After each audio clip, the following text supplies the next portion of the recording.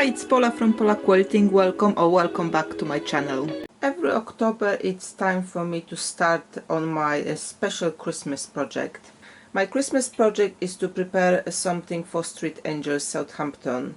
It's a wonderful group of volunteers supporting homeless. I do contribute to the efforts throughout the year, but Christmas time is always special. Last year I made 30 box pouches from this tutorial, which I then filled up with toiletries. Earlier I also prepared smaller pouches which I filled with first aid items. This year I am making a string bag. It's a very easy design using just 4 rectangles and 2 shoelaces, but you can obviously use something else to put it through closing. I will be using quilted pieces for outer part. Again, you can use something else instead. You can use some thicker fabrics you've got around your sewing room if you don't want to do any piecing. A pattern for 2 sizes of the string bags is available at my shop, and the link is in the description below. The string bags will be used to make well-being packages. I will fill them with books, small games, notebooks, puzzle books, pens and so on, and of course some Christmas treats. You can use those bags either as a gift or gift package, but if you're looking for some other ideas on how to make quick projects either for gift or gift package as well, I will be compiling some ideas in my next week newsletter. So if you are not on my list, you still have some time to join. Follow the link to my website for more details.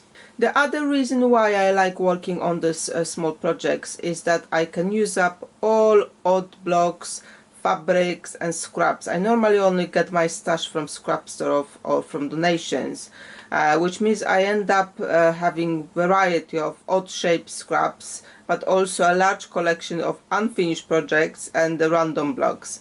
Because I make a large number of items for Christmas, I get to use all of them up. I already used all my Christmas fabrics and I only made 15 pieces ready for the string bags, which means I can now dig into the other random bits pile. In the small projects I also get to use up all scraps of batting. I franken-bat them together. You can see how it's done in this tutorial if you haven't tried before. And if you have some leftovers on your bobbins, again, great time to use it. You may have some fabrics you don't want to use in the quilting, and that will make a great lining. For batting you can also use, instead of actual batting, some fleece blanket, which you may either purchase in the second-hand shop or you may have something already at home you would like to use up. So as you can see, all in all, it's a fantastic scrap buster, especially if you're making more than one. And so let's get to the sewing part. So, as mentioned, we need literally just 4 rectangles and some string, and I'm using shoelaces here because I had some spare ones, quite a lot of those, so I will reuse those. But you can obviously have any type of string you like, whatever you've got in your craft room. So what are those 4 rectangles? We need 1 rectangle which is kind of like a mini quilt but without backing, so it's just batting and whatever you've used for the front. I'm starting, when I'm making the kind of this plank of something to be quilted, I'm starting always with the inch larger size. So when I was preparing this top part, I've made it 25 by 12 inches. And then obviously I did the backing the same size. I've quilted it and I've trimmed it to 24 to 11 inches. Now, as I've mentioned in the intro, is a great place to use all of the kind of remnants, also franken-bat your batting, use leftovers of the threads. As you can see, I've got kind of 2 colors of the back thread here because nobody will ever see it. I had some on the bobbin, so I've used it up, and then on the front I just used my standard beige. So that's rectangle number 1. The rectangle number 2 is going to be our kind of inside of the bag, and this rectangle is 34 by 11 inches, so it's bigger than our kind of front part of the string bag. I had some old bed sheets, so I cut it into a big piece, just one big piece, but obviously you can piece 2 or 3 pieces of something to make it the size you need. That's fine as well. And then 2 smaller rectangles which are 3.5 by 10.5 inches. We will need that for that kind of tunnels to thread our strings through. Now the next part is I will show you how I do it, but you can obviously use different methods. So what we need to do is fold that edge of those shorter edge of this smaller rectangle twice inside to create like a nice edge.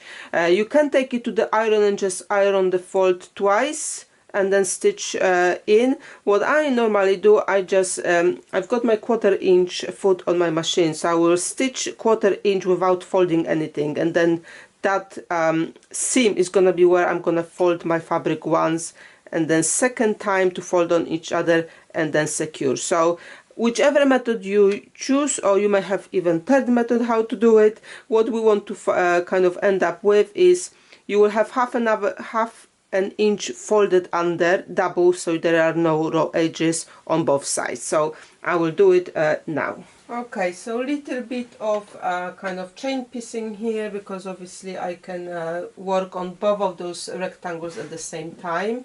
They will have the same kind of manipulations here. So like I said, I'm just quickly go through that piece. You can even increase the stitch length here, because we're literally using kind of basting stitch without folding anything to mark where I want to make a crease. I'm just gonna chain piece it to do on both sides. And here I will use my marked seam now to fold on that seam and then fold again, and I'm just finger pressing here. But if you feel more comfortable using iron, by all means go and iron it before you start stitching. It's all your preference here. And then I'll just go under and I will stitch it in place. It doesn't have to be that precise. I'm saying fold twice kind of on itself for 1/4 inch. If you fold a little bit more, that's okay as well, so don't kind of overthink this step. It's not that critical.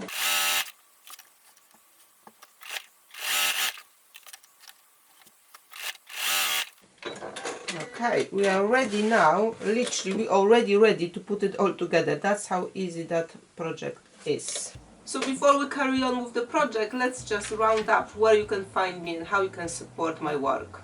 First of all, please subscribe to my channel and watch videos as I'm posting them without skipping the adverts, please. Please comment against the videos, because that helps to push them out to wider audience, and don't forget to share with your quilting friends. Join my network either on Facebook or Instagram. All the links how and where are in the description below. Where you see my posts either on Facebook or Instagram, please like, share and comment on them.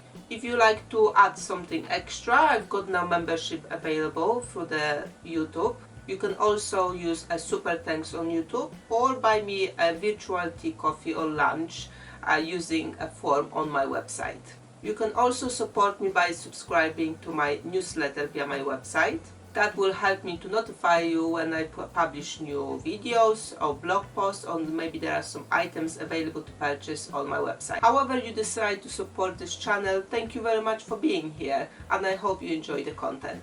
Okay, so how we're going to layer it is take your quilted part right side up, take your smaller rectangle, fold it into half. You can iron in the middle as well if you want. I will just finger press, put it on top of here in the middle.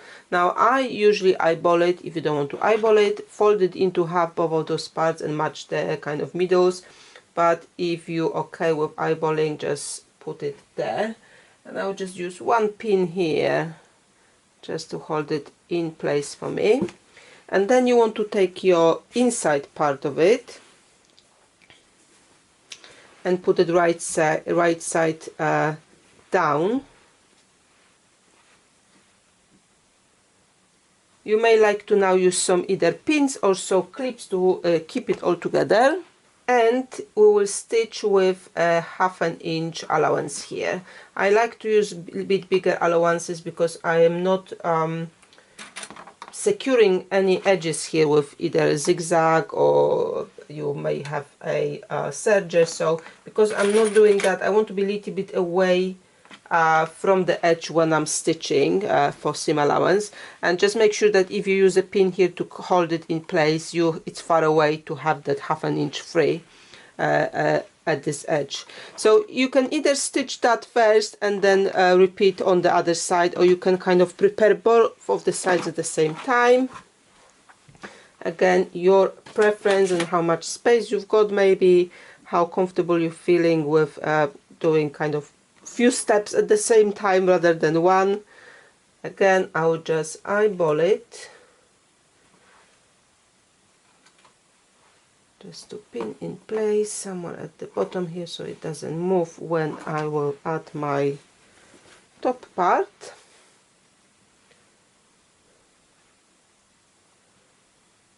And then just use something to hold in place.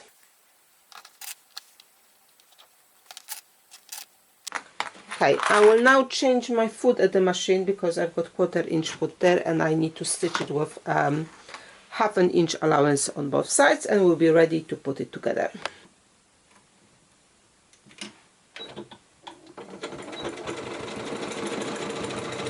I have back stitch here at the ends, so do the same on both sides just to secure the threads, and we're stitching with 1/2 inch allowance.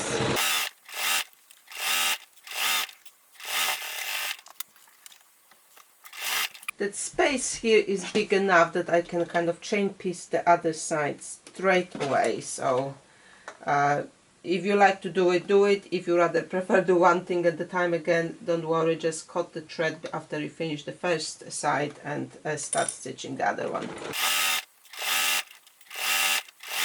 Now you've got a big circle here, so what you want to do is now kind of match your quilted part to quilted part, and the kind of lining part to lining part. And again, I will be using some clips here. As you can see, this seam here goes up because there's a less fabric on the lining, and that's fine to leave it like that. So I'm just matching my seams here on the sides, and I'll just use some clips or use some pins, whatever you've got, to kind of hold it in place so you are ready to stitch these sides. And again, you will be using 1/2 inch allowance here. On one of the sides of the lining, leave a gap so we can turn around the back.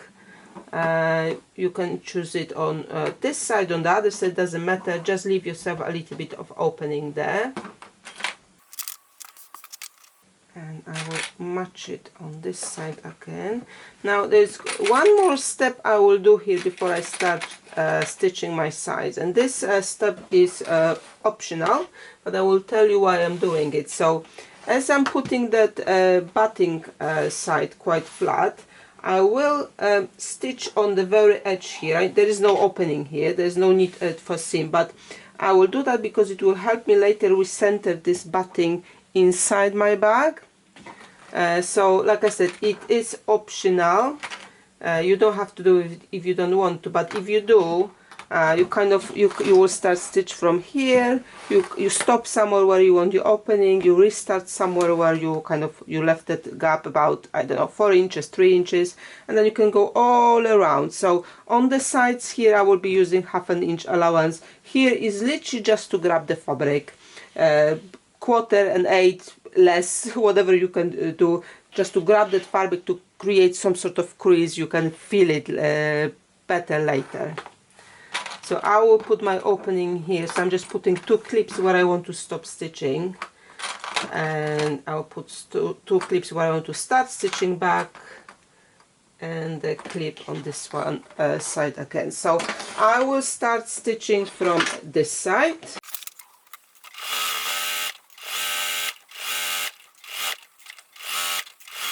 I have back stitched here a few times where I'm kind of finishing before I kind of make that gap here, so I know they will not, that gap will not kind of tear itself out during the kind of turning it around. So and do the same thing on the other side. So here at the bottom I'm just going almost to the end of that fabric. There's no a seam as such I need there. I just need a small crease. And then I will just readjust my foot to again 1/2 inch here.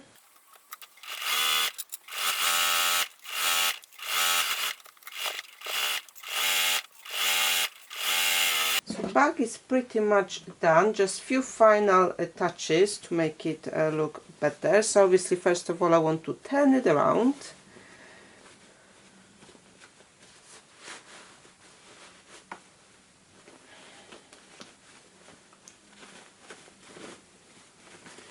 And we need to secure this open gap here. So because we've used 1/2 inch allowance, and I reinforce that stitch at the edges very well here. So when I pull like this and kind of use finger to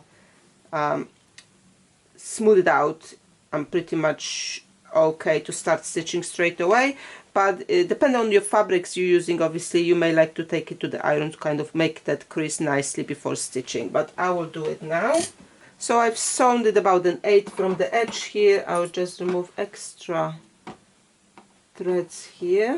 It's nice and tidy, so I can remove my pins here that were holding my smaller rectangles, and now I can push my lining inside. And that's why I was saying, if I make myself a crease here, I know how much I need to push to the inside, so I just do it. And whilst I'm holding my hand inside with that crease there, I also pull up on this side because the lining is bigger on purpose. Just gonna push out all the corners here as well whilst I'm in the bag with my hand. The lining is bigger on purpose to kind of create this decorative top edge here. So just check inside if the lining goes there to the very bottom. I even used a book, my own book, to kind of put it inside to make sure that the lining goes to the very end there. Kind of, it will help to smooth out everything and make everything align. Here we go. As you can see, this string bag is quite large, so the book of the A4 size or even slightly wider, that format, goes inside very easily here. So I can take it all out now. So once we've got everything nicely aligned there and that lining is sticking out, matching on both sides. If it's a little bit wonky, that's fine as well. Honestly, you will not see it, but you pretty much should be okay on both sides. I think I'm sticking out a little bit more on this side, so I'll readjust it. Okay, you can even use a ruler to measure if you have both sides the same, but a little bit wonkiness, it's fine, it's not a problem. So you can take it to the iron to kind of make it nice and flat here to keep that shape. And the last sewing bit is to put this flap to face up. So I'll just pin that flap in place here in a couple of places, and I will top stitch this edge. You remember that seam allowance between the lining and the quilted part faces up, so we were going through all of those layers there to kind of put it nice and flat here. And I'll just pin the other side as well at the same time.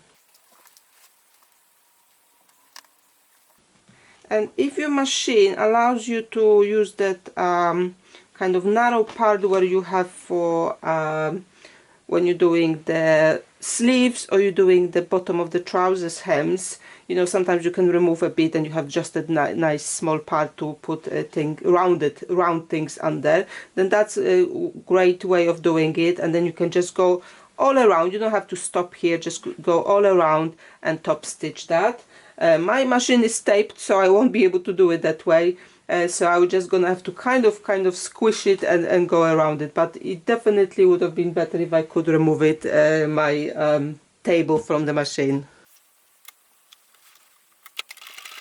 I am using my foot to kind of give me the even edge between where that rectangles here start and where my stitching is. There's a ½ inch here of seam allowance, so you will definitely catch it. You just want to make it nice and even, so you can use your foot edge or wherever you want to stand, just use your foot to kind of provide you the gauge for the same kind of distance. When you get to the seams between the parts, there's going to be a little bit bulk here, so just go slower here at your machine to go to the other side.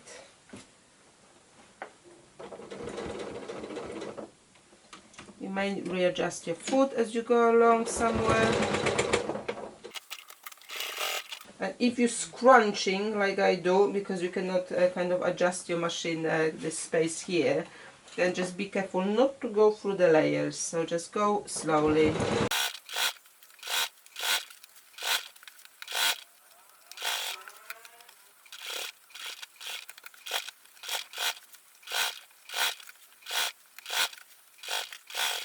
So what is left to do is to put my shoelaces through, and you can use either you have some special tools to do it, or you can use a small safety pin. So I'll just put my safety pin, and then you can thread it through.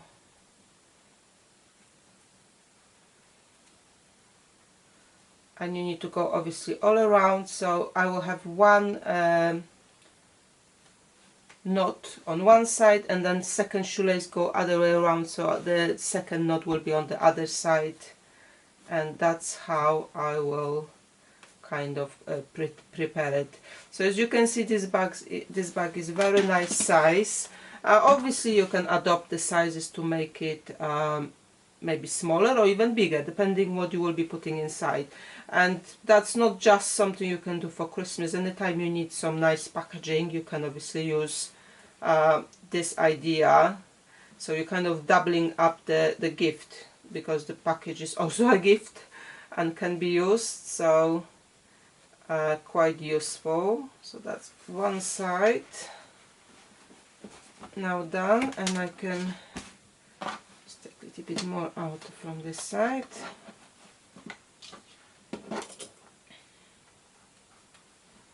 I will cut off this side as well, where that shoelace is kind of finished, just to have the same kind of finish here.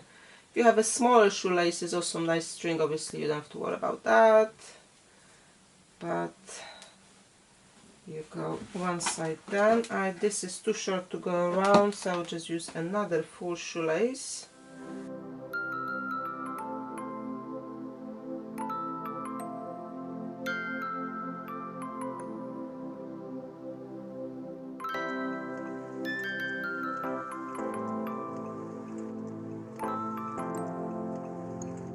I will also secure my shoelaces, and I will kind of burn the edges here so they don't fray. Again, depends on what you're using, you may like to use that tip. Okay, and my bag is ready. As you can see, this is very fun and quick project, so if you need to make some quick presents for somebody and you only have a little bit to put inside and you're thinking how to wrap it, here we go. Or you may like to make those as a gifts as well, because who doesn't need some extra bags.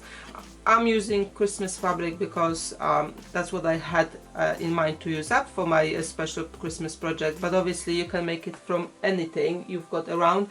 Even if you have unfinished quilt, perhaps you don't like that much, you decided you don't want to finish because you don't like it. Actually, when you cut it into smaller pieces like this, they will look much nicer. You can also use some embellishments. You can add some beads, you can add some interesting motifs, you can add some maybe lettering on top of it if you want to customize it further. You can add some thread painting from another tutorial, so you can make many more things to it to make it look you know, more festive, more fun, or like I said, a customized with a letter, so you know, you can make 10 of them for each family member. Many options here. I hope you enjoy this tutorial. I will post in some time when I finish them all a kind of do a quick show and tell what I come up with, because obviously I've made half of them with the fabric, Christmas fabric, and I've run out of the Christmas fabric, so now I need to kind of reach out to my other Vips boxes and some unfinished blocks and put another 15 together for this. So there will be a quite nice selection of those there, so I will do a quick show and tell just to show you what they come up with kind of at the end. Thank you very much for watching me today. I hope you find this tutorial useful. Remember, the handout for with the dimensions is on my website. All links are in the description below. Let me know what you think in the comments. Let me know if you will try it, and definitely if you do, please tag me on social media so I can see them as well, or post them on my Facebook page, group page as well, or Instagram. Thank you very much for watching, and see you next time.